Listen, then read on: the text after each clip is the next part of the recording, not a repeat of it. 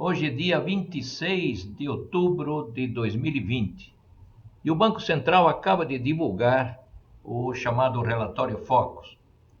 As informações contidas nesse relatório são expectativas que vão sendo formadas semana a semana num modelo que poderíamos chamar de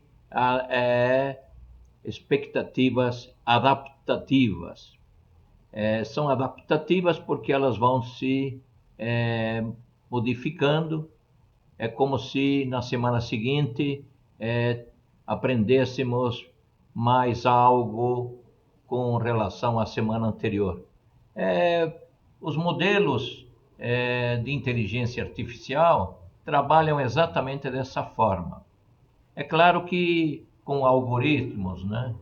Um robô faz o algoritmo, não são pessoas que fazem os algoritmos.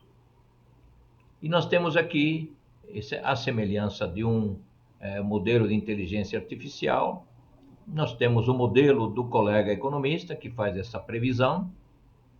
E semana a semana, dia após dia, ele vai tendo mais informações, vai coletando essas informações, vai incluindo essas informações no modelo, pode até incluir outras variáveis, pode ser que ele faça isso, para explicar melhor o seu modelo, e coloca os resultados. Isto é feito variável por variável. Aqui nós temos um conjunto expressivo de variáveis. Esses colegas economistas que trabalham em bancos, corretoras ou financeiras, também são colegas que têm escritórios independentes. Esses colegas enviam essas informações ao Banco Central. E o Banco Central as recebe no último dia útil da semana imediatamente anterior, ou seja, na última sexta-feira, pega essas informações, as coloca em ordem crescente e divulga a mediana. Então, repare, é a mediana. Segunda observação, não são feitos esses cálculos pelo Banco Central do Brasil. É um acordo que o Banco Central do Brasil tem com um conjunto enorme de colegas economistas, e esses colegas economistas graciosamente enviam seus resultados ao Banco Central. É claro que esses colegas economistas estão devidamente credenciados no Banco Central. O Banco Central, repito, pega as informações, as coloca em ordem crescente e divulga a mediana. Então, estamos falando de valores relativos à mediana. E o que nós temos aqui de extremamente importante? Extremamente importante é a questão fiscal. Nenhum país vai trilhar a senda do crescimento econômico tendo uma forte deterioração do orçamento público. No caso nosso, já sabemos que entramos no ano de 2020 debilitados, não vínhamos crescendo nos últimos 10 anos anteriores, o crescimento médio foi de 0,7%, que zerou praticamente o PIB per capita, porque o crescimento da população também foi semelhante a 0,7% nesses últimos 10 anos. Enfim, entramos debilitados, com uma expectativa de crescimento econômico nesse ano, inicialmente de 2,5%, depois foi caindo para 2%, enfim, iria cair essa expectativa ao longo do tempo. Mas aí veio a pandemia, e com a pandemia, inicialmente tivemos uma série de previsões ruins, né, para a economia brasileira, que a economia brasileira iria cair 10%, se não era 10%, era 7%, enfim. Em boletins anteriores, eu citei o fato de que não temos a condição, a capacidade de fazer, prever, né, de prever exatamente qual vai ser o comportamento da economia como um todo. Isso depende de milhões de pessoas. Somos um país onde temos milhões de pessoas e temos um relacionamento estreito com os demais países do mundo. Mas se nós olharmos hoje a previsão de crescimento do PIB, inserida aqui na mediana das informações desse relatório Focus, nós vamos ver que a previsão é de 4,81%.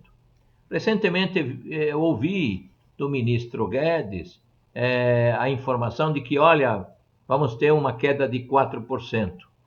Estamos fechando outubro, ainda falta novembro e dezembro, que são 2 meses muito positivos, tanto do ponto de vista da produção, quanto do ponto de vista das vendas de fim de ano. Vamos ver se chegamos a um tombo neste ano de 2020 de 4%. Isso minimizaria bastante os efeitos da Covid-19 sobre o nível de atividade. É claro que temos sérios problemas ainda em outras frentes, como a frente da saúde e também na questão do emprego. Houve um aumento necessário do gasto público pelo auxílio emergencial do governo, isso acabou minimizando os efeitos da Covid sobre o nível de atividade e principalmente sobre as vendas no varejo. R$ 600 foi um valor extremamente interessante para milhões de pessoas. Agora o valor está menor, mas ainda o governo ainda está ajudando alguns milhões de brasileiros a terem um prato de comida na mesa. O efeito desse auxílio emergencial nas contas públicas é bem conhecido. Espera-se que este ano de 2020 a dívida pública aumente R$ 1 trilhão. O que era antes era de 6 trilhões e deve se agregar mais 1 trilhão a essa dívida pública. Mercê do problema da Covid-19. Então, se nós olharmos aqui o resultado primário, vamos ter que a previsão é 12% do PIB, isso está perto de 900 bilhões, e temos aqui que o resultado nominal, que engloba o resultado primário mais os juros pagos sobre a dívida do governo federal, isso vai para 15,8%. Ou seja, temos aqui 3,8% do PIB, o PIB ajustado a essa queda agora aqui, de 4,81%, temos 3,8% do PIB, desse novo PIB, para pagamento dos juros da dívida pública do governo federal. Bom, estamos numa situação emergencial, ainda estamos em plena pandemia e estamos com sérios problemas na questão do déficit público e, por conseguinte, da dívida pública. A dívida pública deve atingir 100% do PIB. É claro que, como é uma relação entre o numerador e denominador, se nós mantemos o numerador fixo, suponha em 7 trilhões de reais, se houver um aumento do denominador, o percentual cai. Aqui é uma questão aritmética. Então vamos envidar os esforços, digo envidar é o governo, são os empresários, envidar os esforços para que a economia brasileira de fato venha a crescer no ano de 2021. Como a base é extremamente baixa, não é nada difícil, sobre essa base extremamente baixa, não é difícil que a economia brasileira venha a crescer 3,5% o ano que vem. Mas essa é uma questão central. A relação dívida-PIB não pode fugir, né, desse percentual que está, tem que haver um esforço para reduzi-lo, porque isso acaba criando uma série de incertezas perante os investidores, perante os compradores dessa dívida pública. Incertezas com relação a se o governo vai honrar os compromissos, pagar o principal, incertezas para saber se o governo vai honrar o compromisso de pagar o juro dessa dívida e assim por diante. Então é algo que se deve ter uma atenção muito grande nesse momento do tempo para que esforços sejam envidados e resolver esta questão ao longo dos anos de 21, 22, 23, fazendo com que a relação dívida-PIB volte a um valor próximo daquele que estava ao final de 2019, que era perto de 72%. Estamos observando aqui que a taxa de juros está mantida em 2% ao ano, a Selic. A taxa de câmbio está em R$ 5,40 por dólar. E temos no setor externo uma projeção de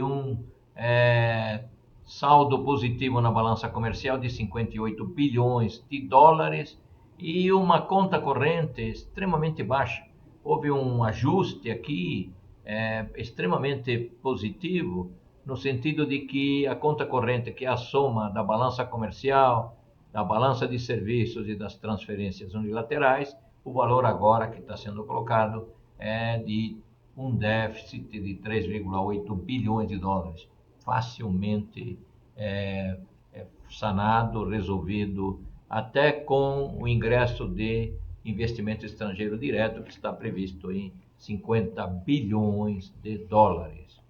Bem, então nós estamos falando das relações entre a taxa de juros e o resultado nominal. Há uma relação também que já se tem em outros relatórios de taxa de juros e a taxa de câmbio. Claro, quanto menor a taxa de juros, menor será a oferta de recursos. Mas temos aqui algumas compensações de brasileiros que moram no exterior, que estão enviando dinheiro para seus parentes ou para si mesmos em suas próprias contas, mercê dessa elevadíssima taxa de câmbio que estamos observando nos dias de hoje. Falta relatar aqui a questão da inflação, e a inflação que nos preocupa é a inflação do IGPM, que corrige os aluguéis, que está sendo prevista em 19,72%. Os contratos de outubro de 2020 estão sendo reajustados em 17,84%. Há um problema sério aqui perante os trabalhadores, muitos perderam o emprego, muitos estão recebendo menos e nem sempre o locador, né, o proprietário, é sensível ao argumento de que ele deve abrir mão parte desse aumento para manter o inquilino, principalmente se o inquilino está pagando em dia, pois o proprietário corre o risco de deixar o apartamento ou a casa vazia durante algum período de tempo.